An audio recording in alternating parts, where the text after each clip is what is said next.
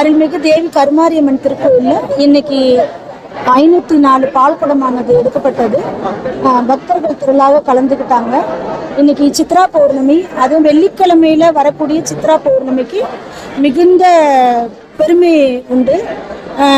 எல்லா அம்மன் கோயில்களையும் இன்னைக்கு சித்ரா பௌர்ணமியானது மிகவும் சிறப்பாக நடைபெறும்.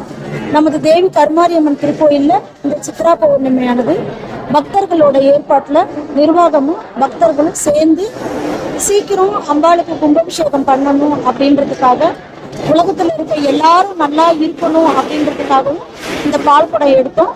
இப்போ அன்னதானம் கொடுக்க போகிறோம்.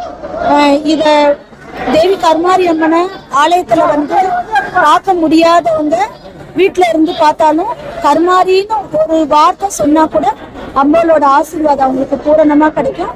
எல்லாரும் நல்லா இருக்கணும்னு அம்பாளை பிரார்த்தனை பண்ணிக்கிறோம். நன்றி, வணக்கம். எவ்வளவு பக்தர்கள் பிரார்த்தனை பண்ண வராங்க? இன்னைக்கு மாத்திரம் ஒரு 5000 பேர் இது வரல வந்திருக்காங்க. இன்னும் வருவாங்க, நாங்க எதிர்பார்க்கிறோம்.